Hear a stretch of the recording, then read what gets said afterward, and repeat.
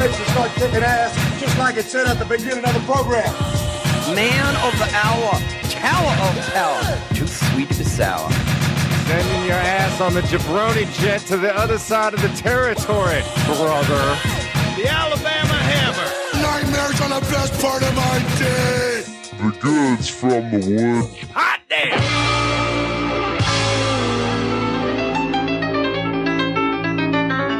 Welcome to the Goods from the Woods. My name is Rivers Langley. My name is Pat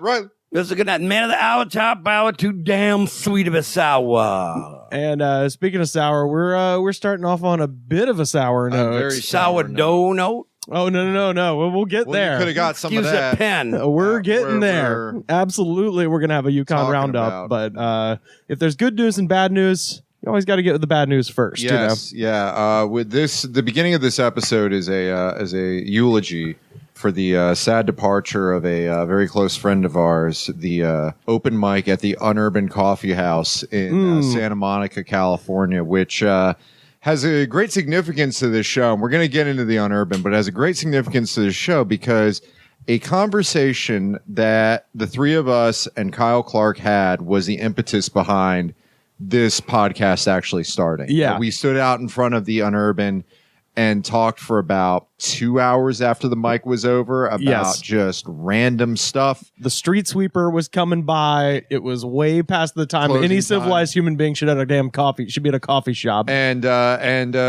Rivers got a hold of me and said, "Hey, this sounds like a great idea for a podcast. Yeah. Us talking about stuff." Well, we specifically were mentioning Future Shock and the fact that at some point James Brown said coming out of the woods to deliver the goods, and that just sat in my head, and I was like, that's the title of something. Rivers, if I may, I don't mean to blow my own horn because, of course, if I did, I'm sure it was you. I would never leave the house. Yeah, I think I actually threw it in up on stage one time. Is that what it was? Because earlier Okay. that We had day, watched it that we day. watched James Brown's Future Shock. This is when Pat lived on the west side, right near the Jewish Kids Center.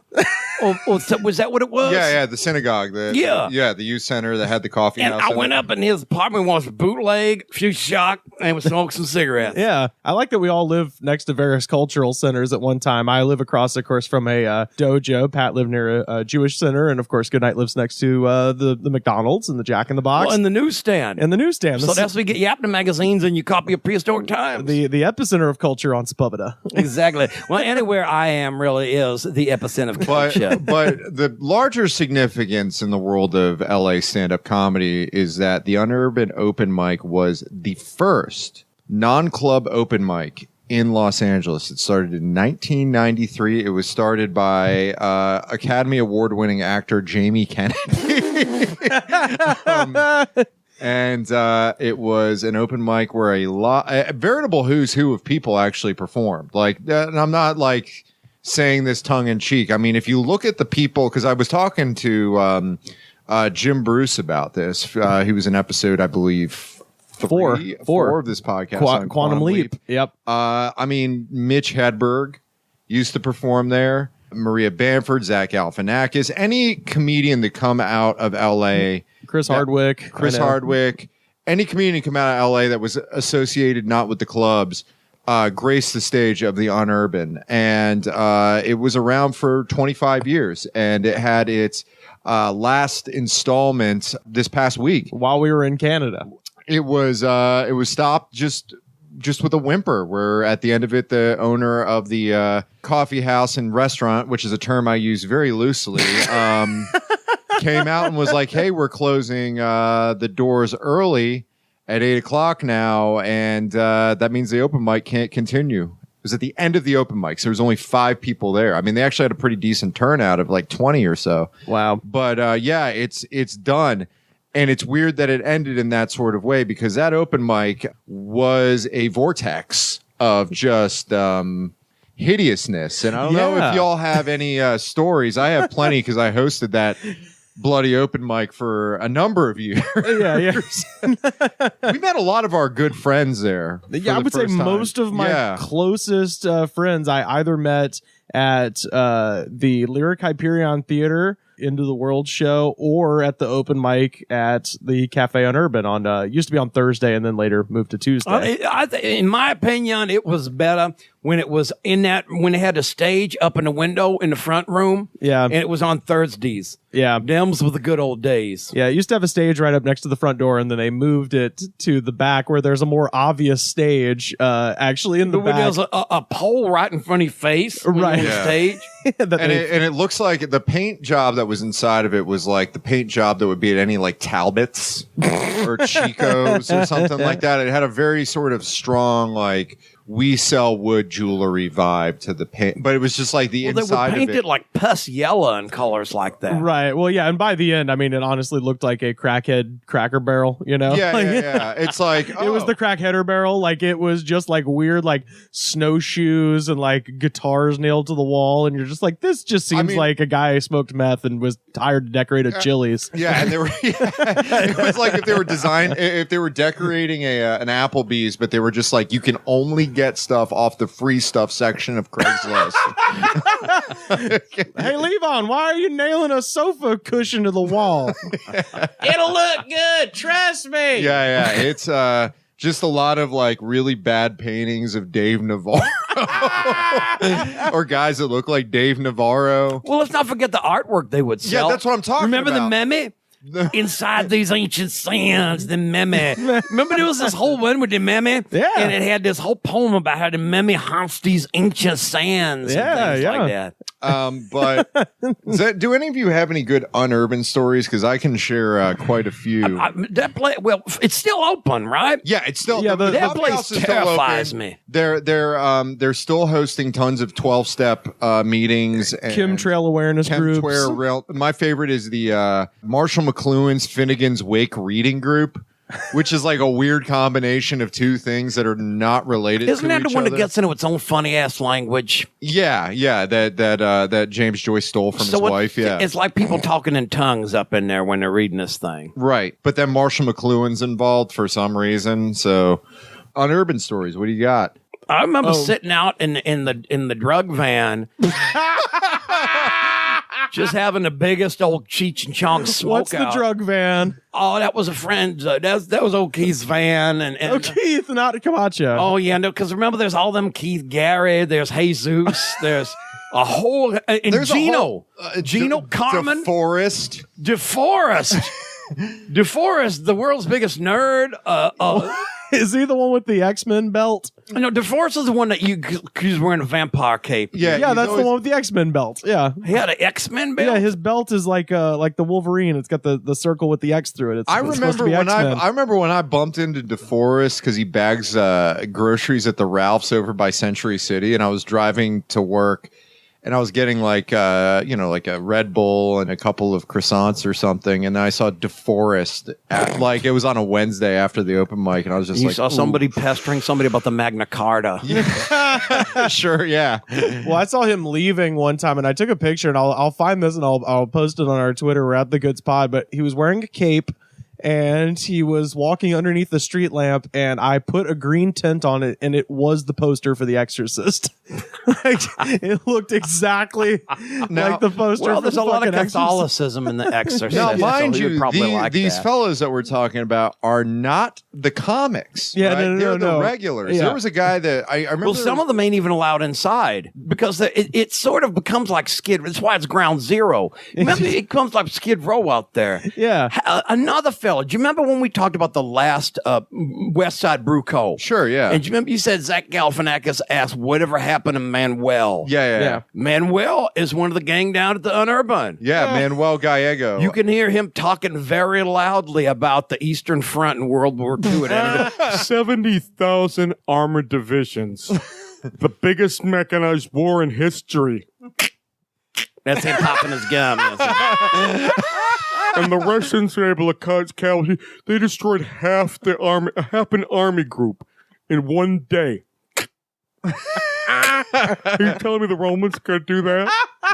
there was a guy that looked like a miniature version of Howard Stern, and he would like be rolling. He'd be. I remember times he'd just be wearing like robes, and he'd have a big staff, like a big This wasn't like walking Joey, stick. was it? I don't even know his name. And he was. I remember one time he was pestering some female comic to go into his van to watch yoga instructional videos. Jesus. Okay. Yeah, it was like really weird. Like a homeless Louis C.K. I guess I don't know what it was, but it was like, yeah, there was. It was. You one got to of be those- careful when you're there. They don't call it Ground Zero for nothing. I've seen so many fights break out around there. It ain't even funny. Sure. Yeah. I mean, it was funny because you would think that it's crust punks, but it's not crust punks. It's like just middle-aged men that would be crust for punks. a while. There were- was crust punks. Do you remember Yeah, for a yeah. brief while there was a bunch of like hippie kids outside? This was And maybe we would get into 2013. wars with them. The comics and them would just get into wars with each other. I remember one time Robert Yasamora going out there and yelling at them like he was their gym teacher. And he was just like, why don't you guys get a fucking job or some purpose in life because you're just taking up oxygen. Fuck. You know? He was right, man, but we call it Ground Zero for a reason because, the strangest damn things. Yeah, it is a it was- magnet for weirdness. And this surrounded a comedy open mic that was distinctive and was the last holdout of kind of the classic comedy open mics in LA.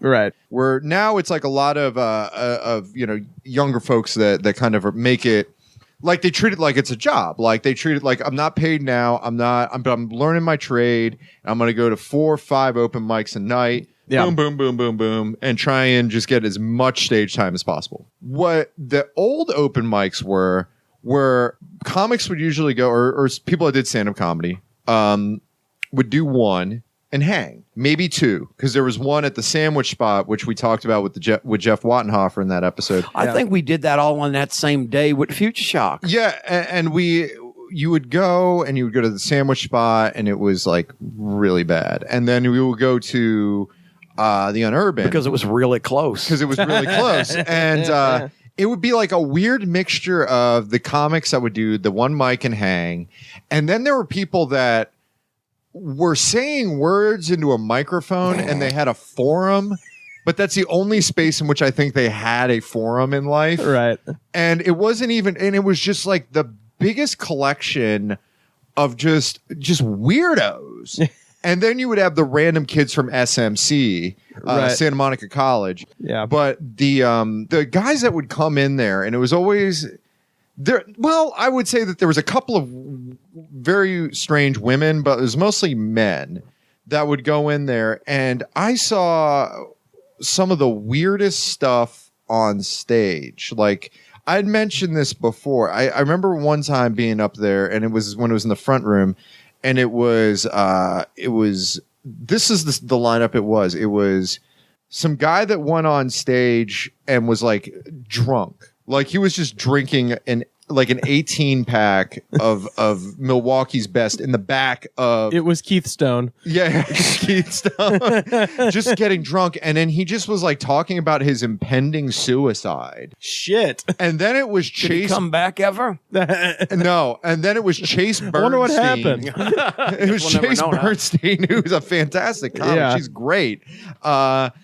She had to follow him. Yeah. And then following her was this guy that went on stage that talked about playing, and I'm putting this in quotes, cock guitar. Okay. And then he proceeded at the end of his 3 minutes in which he was hyping up said thing, exposed himself and started doing air guitar.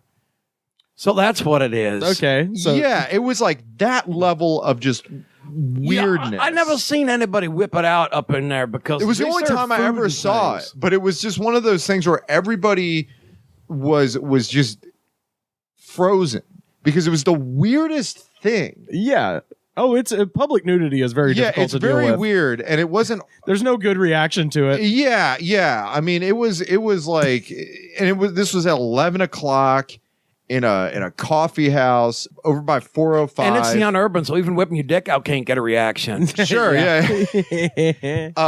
For a while, it was just like 9 comics, 3 eccentrics, and then like 5 people that before the breakdown of the institutions could have been institutionalized. It was that level of, it was just a clown car. There's a lot of people that should be institutionalized, and they all find the Unurban.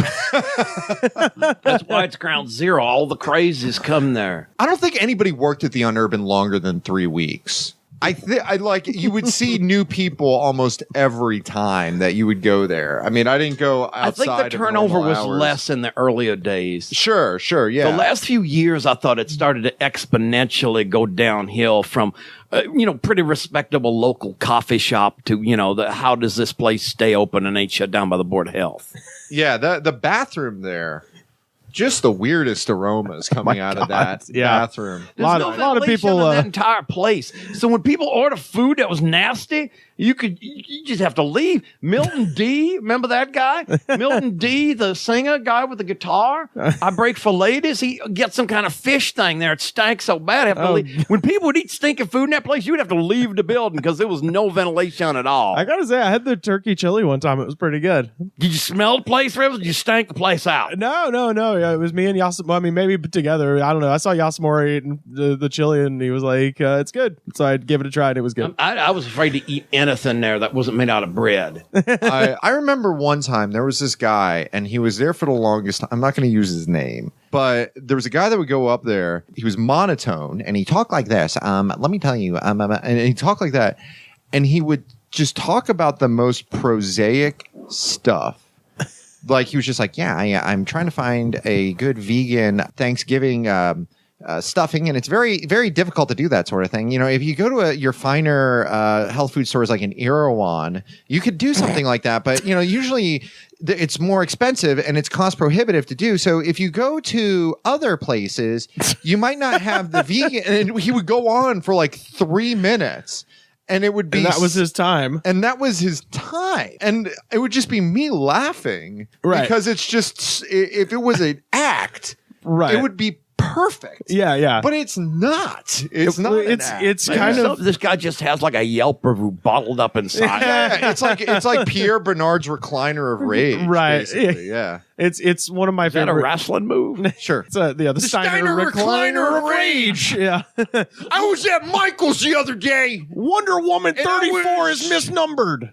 I was buying these pens because of my job as a graphical designer. Yeah. It's one of the kind of beautiful things about open mics, but also the thing that makes them so frustrating is that everyone gets the same amount of time. Sure, yeah. Everyone gets the same amount of exposure. Like it is just, it is. That's the only way to describe it. It's beautiful and frustrating because it's beautiful because a crazy guy just going up there and reading his grocery list gets the same amount of time as somebody who. I mean, shit. There's been how much time you got depended on who hosted. Yeah. Right. That's it's fair. over now, so we can joke around. Remember Q? Q was not known for going through. Q would take 20 minutes to make the list. Oh yeah. So Q. Q. If you were not up in the first 10 and Q was hosting, you were fucked that. Yeah. And Q would mispronounce everyone's name. Yes. Is that a white people name? Yeah. He would butcher everyone's name. And I remember one time there was this guy that used to do open mics a lot named Ben Covet. Ben Covet was a funny dude. He worked at the horse racing network and all of his stuff. He's like, I work at the horse racing network. I work with this guy. He sucks. His name is Tom Tanaka. Oh, real terrible. Like that. But like Ben Covet. Yeah, but he got in the 8th at Los Alamitos. But Ben, I remember one time he went up and he was Tom like, Tanaka's the horse. It's my birthday today, and what I'd like for my birthday, I don't want extra time. What I want is everybody to put your names in the bucket, and Q will read them. And that's where the joke for the longest time of us putting fake names in the in the bucket when he would, and he'd always blame me. He'd always blame me. You doing the names was like a process in and of itself because he'd have to have somebody else read it, and they'd be like, like Pat Riley. Pat Riley? Is that what it said? Pat Riley? Is that a white name? Where's Pat Riley? Is Pat Riley here tonight? Where's Pat Riley? I remember the first time I hit him with the fake name. I put in like what was it, Bucky Booty Cheeks or something? Bobby Booty Cheeks. Bobby Booty Cheeks. And it was one of the no, but it was the first time he did it. He went on for 2 minutes trying to find who Bobby Booty Cheeks was. It's like it was like Mo in The Simpsons. Anybody seen Bobby Booty Cheeks?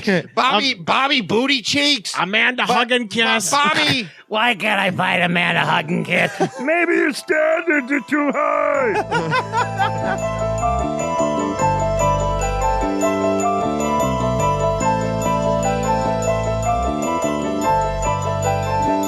There was some some really strange stuff that would happen at the Unurban, and it was always funny when you'd have an actual star comedian go in there just randomly. Tom Arnold. Yeah, when Tom Weirdly. Arnold showed up at the Unurban. And he sat there. He showed up in an Escalade with his boys. Yes. He was rolling with a posse like he's fucking Snoop. And then he sits there and I think, if I'm not mistaken, he watched Paige Weldon and was like, wow, she was great. And then left. Yeah. It was the weirdest He didn't even do goddamn thing. stage time. He showed up, Yeah. he enjoyed Paige's set, and then he bounced. I was like, Yeah. well, I mean, that was, okay. That was awesome. Sure. Whatever. I remember there would be like Barry Sobel would go on stage and talk about how famous he used to be. Dear Lord. And he'd be like, what is this shithole? I mean, come on. I was on the Young Comedian Special. 1992. Yeah, exactly. It was so ridiculous. You're like, then leave. Well, Unurban will make you question your life. But there was there was just so many strange characters that would go there, and Then there was the guy that I reference all the time where I describe him as he looks like all of the members of Foghat at once. Remember, there's the old dude that's always wearing the bicycle helmet, like he's afraid some of the shit they have on the ceiling is going to fall off and hit his head. that guy rules. Oh, I bet he's got a badass earthquake kit at the house, though. Oh yeah, That motherfucker's ready. this open mic, it was a disaster. I mean, remember when I first started hosting it, it would be like 10 people, and it's like, all right, everybody gets 9 minutes because so few people showed up. Wow. And it would just be like 5 people. It would just be like me and like Wendy Starling and like Dave Ross and like Chase. It'd be like a mixture. These are of good people. lineup. This is a good and then- lineup But now. it'd be like, but then you'd also have the guy that just goes on stage and like cusses, and that's all he does. Oh, you mean my opener in Phoenix? Or like Mr. TV would get 9 Oh, boy. minutes. I remember Mr. Like for the longest time, that was the only place that you could see Mr. TV. It was the only channel. It was the only channel, was the Unurban open mic. And Mr. TV, for those of you, like if you watched the Wattenhofer episode or listened to it, you would have heard this. But Mr. TV was a guy who had a prop television set made out of like plywood. And it looked like the 50s, like what the TVs of the future would look like. And he would have props that would come down. He'd press a button and a prop would come down. And half of his face was shaved sometimes and half of it wasn't. Oh, So like he Bob would do- Roop when he was with Kevin Sullivan. Sure, and he would do the thing where it's like, I'm one guy, I'm the other guy. I turn around, I'm this guy again, but I'm this guy. But he To would, nothing. Yeah, and it would be like To silence. 9 minutes of this sort of thing where it's but he got progressively more like, which in theory it would be awesome if it was an audience of like 4-year-olds or 5-year-olds. Like it would be like a perfect thing. But Right. he would have some stuff. It was like perverse where it was just like he had some stuff happen to him, I guess, like some trials and tribulations. Season 4 got dark. Yeah, like Tim and it would be like a Tim and Eric show bit, but it's like it's Somebody just this changed guy. the channel on this. Yeah, this show started off really funny. It's and just boy. like for 2 minutes you just Where can I get the Muppets? yeah, it went from the Muppets to the Wire. yeah, it's 2 minutes of him pushing this contraption up on stage, but it's on his time, and he'd have 7 minutes of him just being like, "All right, guys, here, do y'all like pot? Well, here's a little pot, and it's like a small like pot, Plot Yeah, with yeah. flat with a flower as in it's it. been said before, it's hard to be a prop comic at an open mic. Yeah, but shit. there was just there was so many weird moments. There was this guy that went on stage. I was hosting, and he had like a stack of paper, like loose computer paper that had stuff printed on it. and he like did this completely unintelligible set where it's like, here's the thing about my business plan. My business plan is predicated upon the sales of the units. The sales of the units. And the thing is, and then he would like he worked in some joke in between where he's like, oh, this is stand-up comedy. I have a joke for you. And it was just like something that didn't make sense. I don't even remember what it was. But then I like lit him.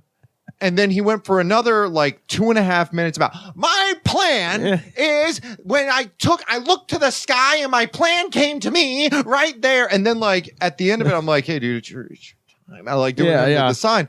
And then he's like, oh, I have to go later. And then he like left. And I was like, all right, this was, Former presidential candidate Ross Perot, everyone. and I was like, all right, coming up next, everybody, this next comic is the president of the Limp Bizkit fan club. Everybody put your hands together for Raj Desai. And then Raj comes up. And this guy just... we got to have Raj on the fucking show. This guy bursts in and is just like, I did not tell you about my plan. And then he just threw the papers up in the air. He just like threw them up in the air. And it was just like a cascade of these loose leaf printer paper pages. And Raj is just stone cold during the whole thing. Yep. That's it. And he was just like, that was interesting. Have you all ever watched the show Reba? Yeah, of course. And then he just went into, God damn it. Yeah, it was just, oh my God. The guy, and he was like, he was pacing back and forth. And I went outside to be like, are you okay? Yeah. And then he just walked off into the night. What was never his to be plan? seen again. I don't know. I picked up some of the papers and it was just kind of like printer test sheets. Yeah. Like he He pressed didn't the have a test fucking button. plan. Or it was Roger Stone and he got Trump elected. That was the plan. Yeah, it was It's just this some crazy- really bizarre, and it just encapsulated because it was like there were guys, maybe not to that degree, every night. And I think that's a relic of old LA stand-up before like people were like, I'm gonna make stand-up my career path and I'm gonna actually put industriousness and time and effort and rigor into it. There were those people like around 2010, 2011. These folks were just eccentrics. Yeah. And it was like a thing where if you were around long enough, it would be like, hey, you remember Scotty Barron? And people would be like, became a "Oh, shorthand man." for your place in time. Yeah, exactly.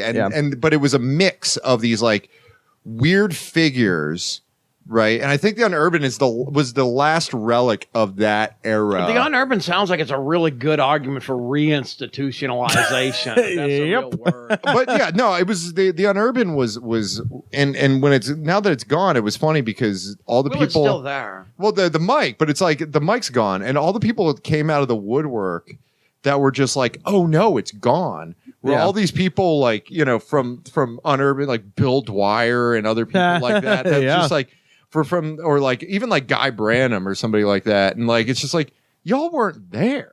Y'all didn't go to the Unurban. Where were you? Former host of BattleBots, Bill Dwyer, with one L. Yeah, you could have showed up here and we could have saved this thing, right? Shit. We could have Nobody actually wants to go there. I mean, nobody did. I was hosting it for a while, and when I was hosting it, we would get like great turnout. I've always had a good ass time there. And then right across the street, there's a Wiener Schnitzel. So we usually go get hot dogs afterwards. So there was I'm not as big a fan of Wiener Schnitzel. no. Yeah. Oh, okay. yeah. That's fair. The only thing I like is its Bavarian motif, and that's about it. Yeah. But that shit has made me And it's sick. San Diego Padres color scheme. But yeah, I guess the point of this podcast is if you're listening and you're like, hey, maybe I should move to LA and start doing stand up. Don't. Yeah, it's a Don't. really bad idea. No, for real, don't. you should have done it 5 years ago. When if you like were professional and were driven and had a plan, you would be really successful because nobody else would be like that. All those people that were like that back like 6 years ago, right, are like writing corporate. Yeah. They all have developmental deals Yeah, with they Comedy all- Central and NBC. Yeah. I mean, it's this is like a different. It was just like when I saw it, I was like, man, this is the. Well, it'll It's still the be end. there stinking the place. I know. It's like the house from Up. right? It's one of those things where It's got Ed Asner in it. yeah, he probably had a set there back in 1996. But yeah, I mean, it's like there, and everything around it's getting developed and nice, very manicured, and this is just sitting right there. And I don't know if it's long for this world. I don't know if the Unurban is long for this world. The mic is gone, but it's one of those things that I think amongst comics throughout the entire quote unquote alt comedy thing is how much they think the Unurban is a shithole. And if somebody says the Unurban mic, they'll just grimace. I love it. It was my favorite mic for a long time. Oh, it was mine too. Yeah. It was mine You can too. step outside and look up to the west, and you will see Orion and his dog. Well, you know, So- it's like Cinderella said. Don't know what you got till it's gone. Goodbye, sweet prince. Goodbye, Unurban. And yeah, good night, sweet prince. Smell of hobo floats you to thy It rest. does still exist, so if anybody wants to see what the legend is all about, it's still there. Yeah, you can go to a 9/11 truth meeting. You can Yeah. go to a chemtrails meeting. And you will be in the venue that held, according to badslava.com, the worst open mic in Los Oh, Angeles. that might be fun. Let me tell you this. You know what the most crowded thing I've ever seen at the Unurban was? On a Saturday, they had this kid that did like some kind of boy band type singing. I'm not kidding. What? Oh my God, you reminded me of something amazing. Well, this place was just packed out with like teenage girls that looked like Fabian or somebody was up in there. There was one time we had the mic. Oh my God. And it was supposed to start at 9. And there was this group of environmentalists that were having a memorial service for the guy that I remember founded this. the environmental group. And we were like standing there and it was all of us. It was like a particularly packed evening. Like it was the yeah, whole damn I mean, crew. It was like, yeah, and it was just like there was like 30 people there, and we were all standing around, and we were just like, they're way past their time. But it was like, this is a memorial service, and it's just like a bunch of guys that look like older versions of Mr. Van Driesen from Beavis and Butthead. They were like, yeah, Fernando was a good guy. He, I remember volunteering with him a lot at KPFK. And, and his jacket was hanging on the mic stand. Right. And we were just like, we can't. Right. We're all just like, hey, environmentalists, yo, I'm gonna let you finish, but Yeah, like it was the limit of our conceit where we would be like, all right, this is a memorial service for this guy that's probably done a lot of great stuff and meant a lot to these people, and we should let him have his time. But we have poop jokes to tell, and we have a time allotted here. 9 o'clock. 9 o'clock is where we do our poop jokes. Okay. yeah, we're sorry your friend's worm food, but we have important boner material that must be said into a microphone. Bye, Unurban. Yeah, so it's with a heavy heart. I'd say we hardly knew ye, but we knew ye too damn well. We knew ye very, but very there's well. plenty of open mics around, like the First Amendment open mic at Sabor y Cultura. Sal's Comedy Hole still popping. Have you ever been to the 11th Amendment open mic? You have to cast distinct votes for your presidential and vice presidential choices there. Yeah, but I mean, the thing is that everybody's talking about the loss of the Nerdist Theater. Yeah. Which sucks for LA comedy. Absolutely. But in the same week in which we lose the Nerdist Theater, we lost the Unurban. I think that is the more telling loss. It's almost like a public execution of the year 2012. So, hey, Jamie Kennedy, your baby's gone. Yeah.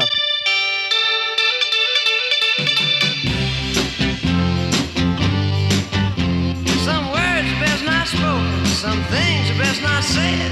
But since this is your public execution, I think I'm gonna go right on ahead. Have a good cry. Go on and have a real good cry. I found me a brand new high. Yeah, and she just loves a two-wheel pony ride. You better find yourself a welder, babe. So, if you heard last week's episode, episode 187, we did live from the Winter Long Brewery. And That you was fun. murdered. Dude, it was the best because look, we started at 10:30 in the morning. Okay. And I was honestly like going into How it. was the turnout? That's what I was gonna say. I was thinking, well, it's gonna be early. If it's just us in there, it'll be just fun. We can set up the mics in the back and we'll We had part people around. from the show the night before. Such a good time. And then as soon as I guess I want to go back and talk about the airport because, dear Lord, so much to talk about there. You did stand-up comedy in Vancouver Airport. Yeah, One yeah. of my favorite airports, personally. Really? Why come that is, Pat? Well, I don't think that you share my opinion, so I think you'll run with it. I liked it. I thought it was. I was. I want to know what Pat likes about the airport. Is it the First Nations exhibit upstairs with the fake lake? Yeah, the Vancouver airport. In contrast to every American airport I've ever been in, which is essentially It's not dirty, institutional. a dirty bus terminal that looks Yeah. like a fucking insane asylum in Argentina in the 50s. Right, Like yeah. this airport was beautiful. There was waterfalls. There was like gigantic like scrimshaw sculptures hanging from the fucking ceiling. It was a veritable There was paradise. nobody at it too, so it was kind of weird. And it was empty. Yeah, getting off, in an airport and seeing actually canoes and Clean. things. It smelled Yeah, nice. yeah. It was wild, And man. I'll tell you what, man, the First Nations people of that region, like the Quackydoodles and stuff, like they have the best like art and like aesthetic. You got that some, they had Goodnight's for got the- some on his head right now from the Yukon Inn. Yeah, although everybody up there told me that they took that from the Pacific Northwest. Right, yeah, or something. they kind of adapted that style of Sometimes it's tricky telling what's the kill whale and what's the raven, since they insist on it's calling out, even though it's just Yeah. a big old crow. And what's which on your pictures, but they look real good up on your hat. So that you were doing yes. stand-up comedy in the airport. Yeah, so we get to the airport and we had like a good thing we had some airline material. Oh boy. Well, we had like a 9-hour layover in Vancouver. And so we decided to, me and Goodnight and co-host of This Is Rad, Matt Burnside and his lovely valet, Laura, we went. decided to wander around exhausted in Vancouver. My God. So we went to this place, Granville Public Market, which is basically they have like a post-industrial wasteland that they've turned into like the cool part of town with like, record shops and art stuff. And we just wandered around about half dead, drinking coffee and eating pierogies. And we just ate like shit. I had that pecan pie. It was fantastic. Vancouver, best food. We were living the high life out there. We had a the beer wasn't bad at that place either. Good night. I had a maple lager that kicked ass. Sure. Oh man, it was great. All that stuff was probably better than Vancouver. But you were doing stand-up comedy. Oh, we're getting there. We're getting there. That was at the end. No, so we were deliriously tired. Yeah, by the yeah, time we did. I'm setting the mode. So Okay. we were exhausted so much so we had maybe a 20-minute ride from Granville back to the airport. I passed out in the cab. Like I woke up and we were at the airport and I was like, oh boy, this is going to be a fun set. The people who sponsored the comedy festival decided that a great way to promote the festival next year would be to this year film some comedy and cut it together as a commercial. And we were originally supposed to do it up on the plane. Right. So the original plan seriously, like that Futuramo thing. The original plan was to do stand up on the airplane while the plane is flying, which would have been even worse than what happened. Sure. That just seems like something that would happen in the 60s, right? Yeah. Where it's just like everybody light them up. Right. Go to the jacuzzi in the back. Go to the jacuzzi in the back. We have Joey Bishop here. Yeah, so that was the original plan, and then they realized like that would be bad, and then they tweaked the plan to instead we were gonna go do a set at the terminal. There was a bit of confusion because do you know how people who don't know anything about comedy will say like, oh, well we're pretty crazy family. We might end up in one of your little skits. Right. So somebody used the phrase, oh, well, we'll just have like a little skit to someone who was booking it. And they thought they wanted us to write. So I didn't even tell you this. I didn't even rope you into this until I absolutely had to have it confirmed. And then finally they were like, this ain't happening. I'd have won it. Don't worry. There was a middle part where you, me, and Kyle Clark from This Is Rad were going to have to come up with a skit to do in the airport. And I was like, well, this sounds totally fucked. That kind of sounds fun though, because that's so stupid. Yeah. No. That's So- like being with the church theater group. That's or kind of something. asinine. Yeah. So they finally cleared up the communication. We're like, oh no, we meant Oh, they mean skits, like when Fasso's mom goes, Johnny, you should put this in your skits. And he doesn't have the heart to tell his mother, I don't do Mom, I don't do comedy anymore because I suck. oh well, we'll talk about Faso in a second. Yeah, so we ended up me, Goodnight, and Kyle all did 5 minutes in the terminal of the Vancouver airport. And I won't speak for anyone else. I'll just say I ate the biggest mountain of shit while they were making the announcement. Yeah, and they had to pull me out because they thought this might be dangerous. So that's just oh good, they're making announcements. I love this. This actually is probably crucial information that I'm talking over. So if you guys missed your flight, if they've changed the gate, good.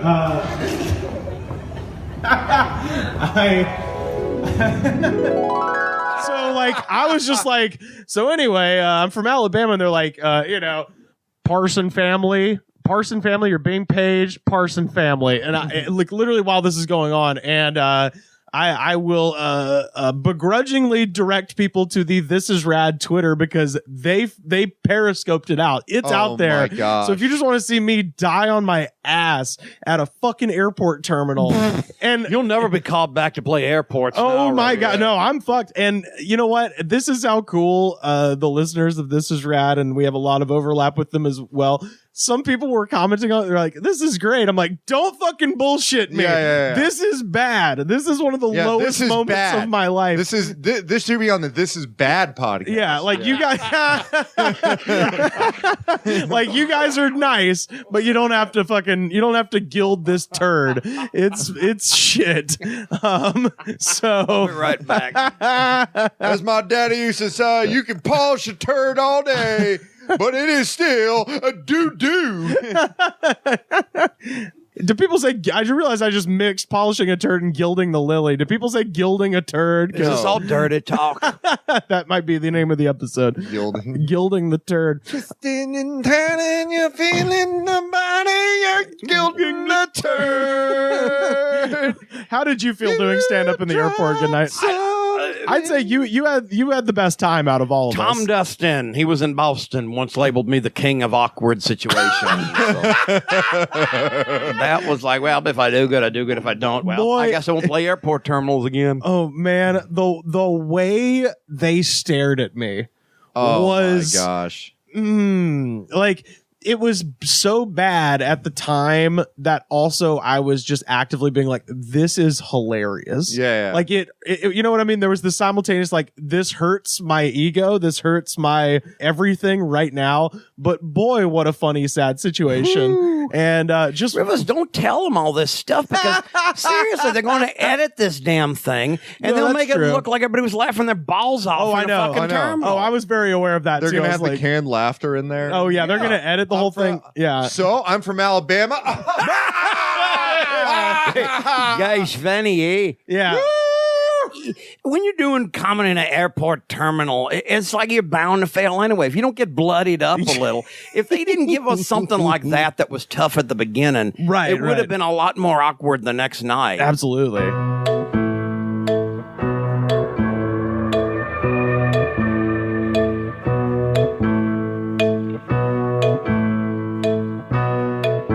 Kyle and I went on the morning CBC.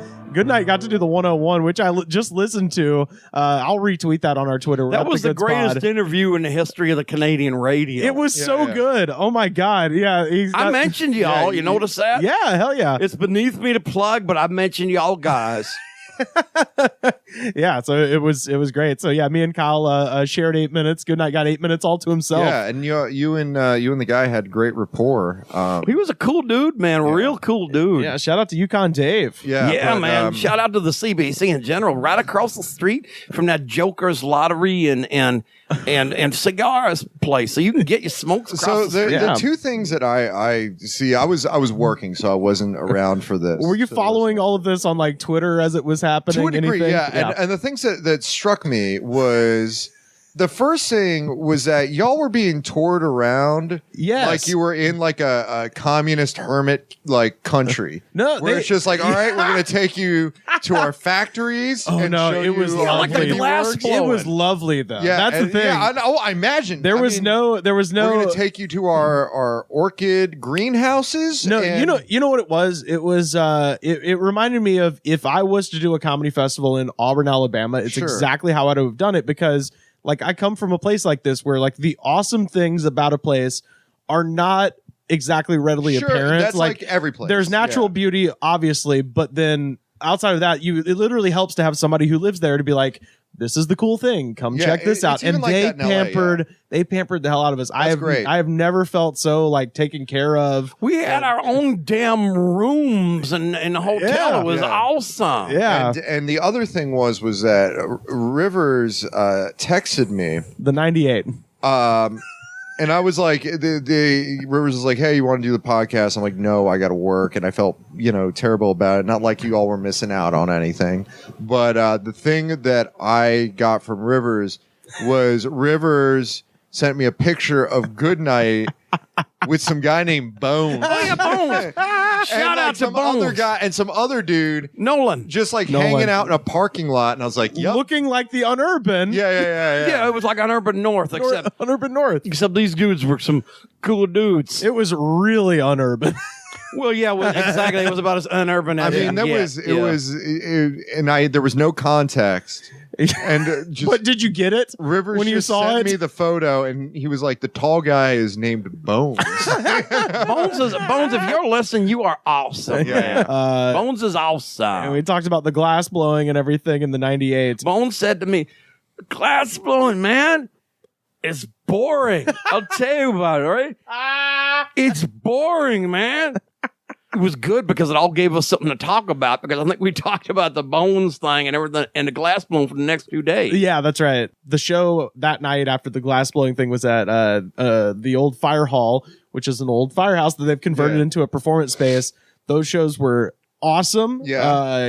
It's Hey, let's give a shout out to Jenny Hamilton. oh my Who god, was she a hosted the Canadian show. comedian. She did a real good job hosting the She things, was man. so funny. She was so nice. I'll link up to her Twitter on ours just so you can follow her. She's the best. I want to go back immediately. Like, I am so sold on the Yukon. Well, just I as a have too, place. but now we've been back for a few days, and it's sort of just the mundaneness of life has come And back. y'all and went it's to like what can we Dawson do? as well. Did you perform? Yeah, in so that's Dawson? what we wanted to get to because Yeah. after we finished rolling with the podcast, that's kind of where I wanted to start.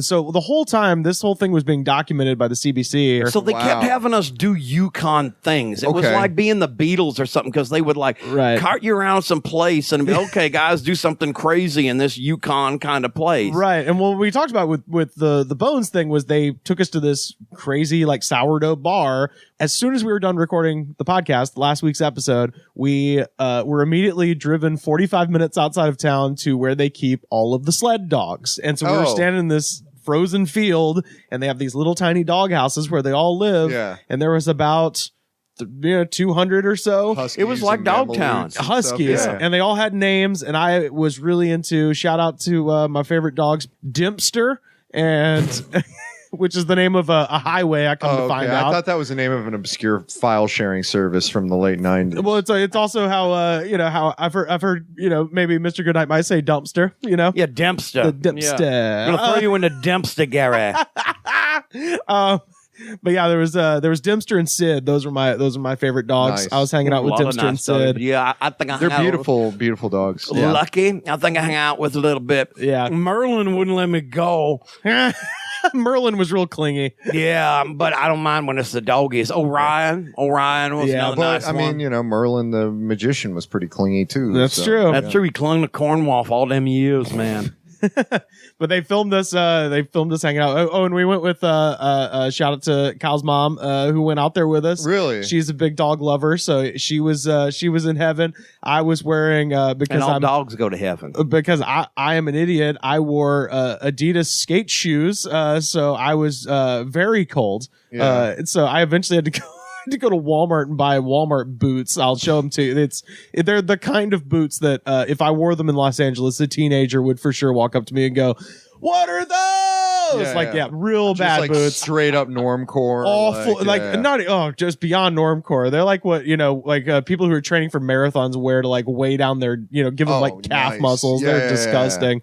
But I don't know what any of that means, but I bet you them boots were real practical up in the snow. Yeah, that's true. So that was Saturday. So that night there was the headliner showcase, which was hilarious. Some of my favorite comics: Kyle Kinane, Dino Archie, Dave Merhegi, and George Muratis. Who I unfortunately missed this one because of the transportation accident again too. Yeah. Good night. Slept through that, but skip ahead. We did wake up in time to see the Northern Lights. Oh, I did not see the headline show, but I do understand. Yeah. That Kyle Kinane said about tags. Oh yeah. Tags was the grocery store / gas station across the street from us, and he said tags stood for take a guess, shithead. Because they had ribs of indeterminable meat. Nice. It was a really apt name for this place. Take a guess. It looked shithead. like this murder gas station. That's a little bit. Do you know where in Georgia the Laurel and Hardy Museum is? Yes. If you get off of that stop, there's like this murder type. You know what I'm talking about? Gas station. It's like Southern Tags. Oh yeah. It reminded me of the gas station that's like they advertise as like the last turnoff before you get to Sequoia National Park. Like this is it. Stop here or die. I know the waiting is over. Yeah. So we got in a car and drove up to an overlook at a place called Whistle Bend and saw the Northern Lights, and it looked like just like a giant green ghost just kind of waving like a sheet in the Green sky. cloud luminescent. But you don't know about this, Rivers. What's that? After we went back that night, and you remember we all kind of left one by one from the party? Yeah. When I left her house and walked back to the inn, I got my own show. Oh, it came back? Yeah, this was more vivid. This was the kind that looks like, the Windows Media Player with those, you know what I'm talking about? This looked like a luminescent version of that. Screensaver. Yeah, wow. With the pink and everything. Whoa. And then I'm walking back on the street and I can see the ribbons and all that in the sky when I look out over like towards Tags and all that thing. I got a better show. I mean, it was just unreal. God damn. That was really something else. But yeah, so we get a little bit more sleep, wake up. Now it's time to go to Dawson City. Yeah. So we first stop off City at... is a very loose term. Oh, when it man. comes to Dawson. Well, you know what? Once upon a time, it was the Klondike Gold Rush town. They called it Paris of the North. Yeah. And it had about 40,000 people at one point. Sure, and now they're yeah. down to like 200. It was one of the greatest places I'd ever been. Yeah, and we're going to put up some pictures on our Twitter at The Good Spot so you can just see how in hog heaven we both were. It was like being in the Gospel Bill show or something. It was like, I mean, it was literally what you think of when you think of like a Wild West town. Sure, Except with the small caveat that they built all these buildings. They look like Arizona or something, but they built all of them on top of permafrost.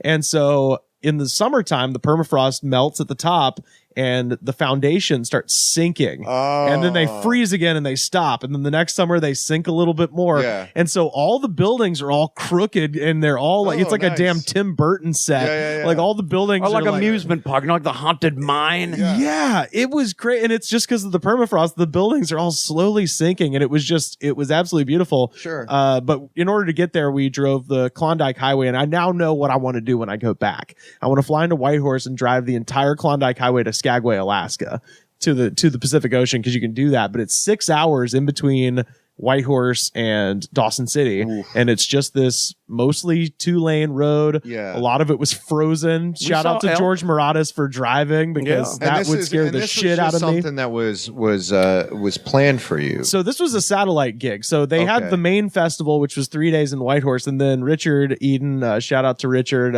who put the whole damn thing together with the help of George and a couple other people. Right. Richard was I basically hit us up and was like, would you like to do an extra show?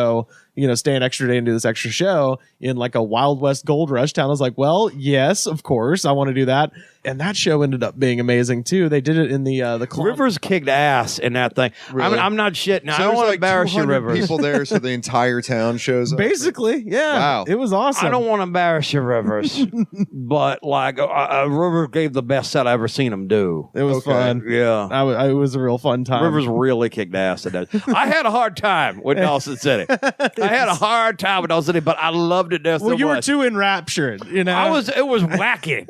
I think I was a little wacky for that town. Yeah. But I loved it and I enjoyed every second of it. And they did not give me the blue ticket. No. Matter of is what fact, they happens gave you the brown toe. They did give me the brown toe. Hell, some fella told me that I should come back. Yeah. I think, man, you find you a girl that wants to live in that kind of climate. It's like living up in Old West. I think I might just do it one of these days. Yeah. Did you do the toe? Yeah, Well, so we all did I was gonna. The whole Dawson City thing, from getting there to doing the towing, was all like one long blur. It really was. Yeah. I want to talk Well, about it's a I want to. 6-hour drive each way. It all felt like one thing. That's I want to talk about this Nothing. real quick before we get to the toe, because I had we went to the same bar twice in all of this. exactly. Too. Well, so and we met the mayor. well, Remember that's what I was going to get to. And he died. I had a real salts from the vaults. Check out that episode. And then He burst. No, the pornography. And then he died. no. So I will say I had a really fun set in Dawson City at the show. That afternoon, I bombed in front of the mayor so hard. Oh, the mayor no-sold The you mayor so bad. no-sold me. Yeah, but it was something so funny fierce. watching you guys banter. It was hilarious. I was trying as hard as I could to pop the mayor. So the mayor of Dawson City was nice enough to give us a personal tour of the city. and he deputized us, so we are above the law there. Yeah, that's right. Yeah, he gave us little badges like Elvis and nice. everything. He was great. He was nice enough. It's really just, I'm a jackass, right? So I get, the whole thing. He's a serious man with a serious job, and he cares about history. I can respect that. And he was driving us around, telling us about the history of the town, telling us about the gold rush and the connections to Jack London, and all this stuff. Telling us these ghost stories, because everybody there has a ghost story. Oh my God! Every building in the fucking town had a ghost. Did y'all in it. see any ghosts? Not while I was there, but he's telling us all this shit, and I was trying to we're being filmed, and so I was just like, I think that was the tricky part for him, because everybody Yeah. started having cameras shoved up in their face. That's true. And probably mayor doesn't want big time out of town city slicker coming and making mayor look like he ain't a big deal. Right. Why would- Because he is. Yeah, that's true.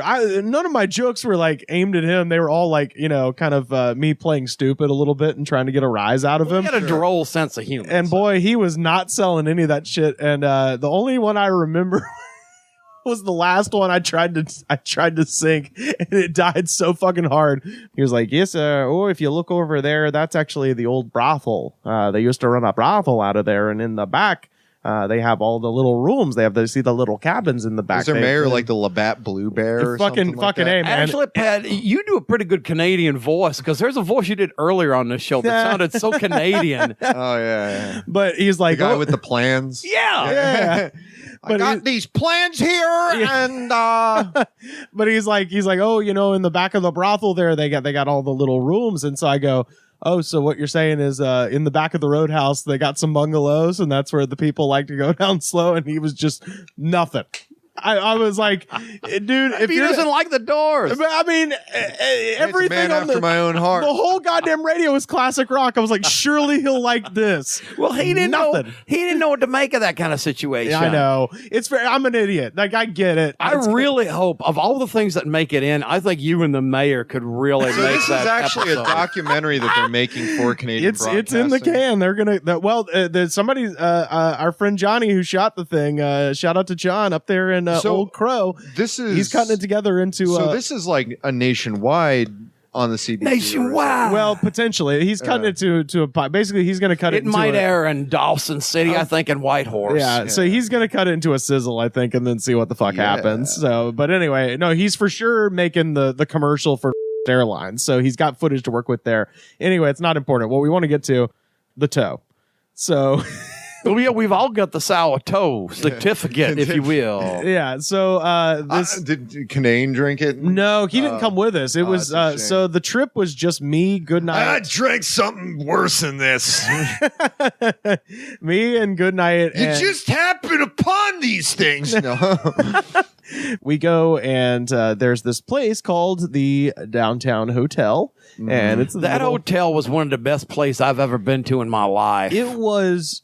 If Mr. Goodnight was a hotel, just giving that, yeah. It was like I walked in, I was like, if you just ever disappear one day, I'll know where you're Look at. for my ghost there. Not your ghost. I'm saying like I see maybe at some point you're just being like, I'm gonna go, and then just you never see goodnight again. But I'll know That's where I'm at. That's where you're at. That is your essence. It looked like my childhood home. Downtown hotel. It really was amazing. It looked like the house I grew up in. Had the same kind of red wallpaper, the same kind of those like gold mirrors that looked like a saloon and everything. It was We're awesome. going to the downtown hotel. Dawson And City. Me and the horsemen are gonna toast whiskey all around. Everybody's getting the toe. And they say, Nate, did you lick the toe? And I said, you cannot lick the toe like the nature boy. Woo! But yeah, the story is, I think I told this on here. At some point, someone got frostbite. Toe fell, or toe needed to be amputated. Yeah. This wasn't that original toe, though. Right, I know. This I know. wasn't a big toe. Oh, I was getting there. They had to amputate the original toe, and the guy came in with it, and just for funsies, dropped it in a drink, and then they started doing. People would take shots with it. You buy a drink, whatever you want, which I found interesting because I was like, well, shit, I'm getting Yukon Jack. It's got the word in it, you know. And but I think you got Crown. Yep. Yeah. Hey, George came up to me and said, hey, you know, you can get whatever you want, eh? But you just say people do Yukon because it keeps them in business. But I like bourbon, eh? So you just get a little bit of the toe whiskey mixed in with your. It's more ceremonial than I thought. So you get your cup from It's all about the ceremony, really. Yeah. right. Well, you get your cup from the bartender, right? You walk over and there's a lady with a captain's hat on. Her name's Captain Sue. Yeah. And she's got a table, and on the table there is a plate of what I thought was salt, but is actually fucking sugar with the damn toe sitting on it. Yeah. And you sit there, and she goes, "All right, are you ready to do the toe challenge?" And you're like, "Yeah." And she goes, "All right," and holds it up. And she goes, "All right, first you'll kiss the toe," and then everybody has to kiss the toe. And there's a picture of me doing that. I'll pop that up on our Twitter. And then she goes, "Drink it fast or drink it slow. No matter what, your lips must touch the toe." And then she drops that fucker in the shot glass, and you got to take the whole thing back and let the thing sit on your lips for a second. That's horrifying. Well, I've never been so happy in my life to not have a flavor saver on my fucking face. Not having a mustache. I don't know. You didn't have any excess toe funk, did you? I've been through so many damn things, and I'll have a little bit of toe jam in my mouth. Ain't gonna slow me down or shut me down. But I didn't think it was all that bad. No, I thought it was great. Yeah, I mean, I think there's worse things. It was very much in the spirit of the place. I guess some might call it peer pressure, but hey, you put some Crown up and have peer pressure. I mean, it's a smart thing. It's a way to separate $5 from a tourist, and it makes you a little bit less of a sourdough. Morally reprehensible. Well, and you know what I told Captain Sue, and I'm putting this on tape right now, Captain so we have it officially. I told Captain Sue that when I die, I want all 10 of my toes chopped off and shipped to Dawson City so they have extras. And I waited to tell you this because this is the grossest thing I've ever fucking heard. There is a sign on the table that says loss of toe equals $2,500 because it used to be $500, but a guy who was from fucking Texas walked up and got the toe in the glass and swallowed it and slammed down $500 on the table. He just wanted to do it. How would you like to be his ass doctor? Just seeing a toe come out your ass. You ever hear the old one about the man who swallowed a glass eye? It's kind of like that, except with toes. Good night. Where can we find you on the internet? I'm at I'veSwallowedAtoe.org. Yeah, so Man who swallowed the toe. The last thing, Swallowed the sock that swallowed the shoe. and the hole in the bottom of the log and the hole in the bottom of the sea. The last thing I wanted to talk about. So we did the toe. The can was still popular in Dawson City. That's how slow they get the trends there. Yeah. Jack London is like their new big. Have you read Jack London's latest? So we wake up the next day. We had a good long ass sleep. It was awesome. Finally. My God. Finally we slept. We drive back to Whitehorse along the Klondike Highway, and we had seen this place on the way there, and we decided, you know what? we're pressed for time. We'll hit it on the way back. And it was a place that advertised a thing called the Hubcap. And the Hubcap is a cinnamon roll the size of your fucking head. It is a massive, massive cinnamon roll. Sure. And I was thinking, you know, what could be better than a nice little treat like that? So we get there, and Well, this place is the only place along the highway. nothing else out there. And there's all these doggies. Literally nothing else out there. These big old dogs outside. And a few days before we got there was a UFO sighting over on the river. Yeah. And apparently the place to go after you've seen a UFO, you want to tell somebody what you've seen, is you go to this place with the rolls. It's called the Brayburn Lodge. And we walk in. But it's not a lodge. It's not a lodge. They just do cinnamon rolls and giant hamburgers and gigantic. sandwiches. It was like the big world in Mario. Just these really was. massive burgers. And it was delicious. It was delicious. And I got to say this, the whole time I was in Canada, I liked absolutely everybody I talked to. The whole time, everybody was sweet as pumpkin fucking pie in that country. I love Canada. I absolutely love it. But this guy was an asshole. The guy who ran the Brayburn Lodge was a fucking rattlesnake for no reason, was the biggest dick. Well, why do you say that when we walked up looking for a marquee or a menu and he doesn't even acknowledge us? Yeah, so he was sitting at a different table, not even like close to the counter, with a bunch of various papers. So he just looked like some local kook with a beard. And I didn't think he was the guy who ran the place. And we were standing there, and finally he was just like, what did he say to us? He said, like, what do you guys want? What do you guys want? And we're like, oh, hi. And then we realized like he's the See proprietor. a menu or something. We're like, Were you just standing there? why are you just standing there? Like, Probably waiting for somebody to wait on us. I don't know how it works here, but in the States it's usually, hi, well, can I take your order? we're in the middle of goddamn nowhere. I don't know how anything works, you fucking weirdo. It wasn't just us, too, because you remember the other people came? There was other people there, and remember they said, Happy Easter, and he goes, it's Easter. I wouldn't know. I worship an ice god. But you remember that? I worship a god of polar pain. He wasn't just mean to like fur tourists from America, because there was an older couple up in there. Yeah. I wished him a happy Easter. Oh, he was a damn snake. He really was. It was ridiculous. Until you made friends with him at the end, though. Weirdly, I turned him the way I turned the record store guy in a previous episode. I was like, I'm going to figure this man out. So by the end, I think if I'd stayed an extra half hour, I would have gotten You him. would have been fast friends. Would have given us a free giant BLT or something. yeah. So, And his giant food was really good. So once again, big shout out to Richard Eden and George Moratis, all of the people. Thanks for your hospitality, Richard. You and your lovely wife. We had such a great time, and he really did. Well, I missed out. I know. Next year, Pat, we're working. Next year we want all three. Who else did we have? We like Romper Room. Who else did we see? We were up in Canada. We saw James and we saw Chelsea and just absolutely everybody we performed with. We met everybody. It was all the audiences were great. It was remember the girls, the really drunk ones, Crystal and Julie. Oh yeah, they really liked you. They did, and I wanted to call them up afterwards because Julie had this pen with you would like shatter oil up in it, and that got me higher than anything I had in Canada.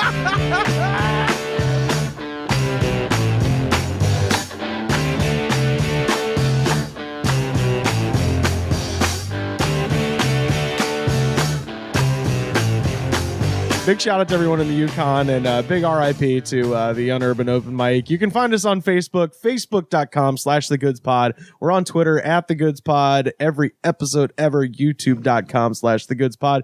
Big shout out to our friend up there in the Yukon, Richard Eden, our and now we know who he is, too. Yeah, that was great to be able to say that, and he's literally sitting next to us in the damn and now brewery. we know where he lives. Yeah, yeah. And with those two big dogs, the big white one that you took a picture with. Oh, and Lucy and... the other one that wouldn't go near nobody. yeah. So, anyway. Richard's also a good cook, by the way, too. Makes good home fries. Oh, yeah. The creamy mushrooms. Man, Richard's the shit. Snausages. Makes good snausages. Oh, yeah. Bison and elk. Yeah. Pat, what should the folks do when they get to iTunes? Rate, review, subscribe, and tell a friend. It shows the attitude of gratitude. And if you don't have the attitude of gratitude, fuck you. We'll see you next week. 'Cause I'm long gone to the Yukon. Those northern lights I want to see. I'm long, long gone to the Yukon, boys. 'Cause the Yukon's calling for me. Yeah, the Yukon is calling for me. The Goods from the Woods was mixed, edited, and distributed by me, Rivers Langley. You can find the show on Twitter at The Goods Pod. Our theme song was composed by DJ Smiles. Check him out on Twitter at DJ Smiles.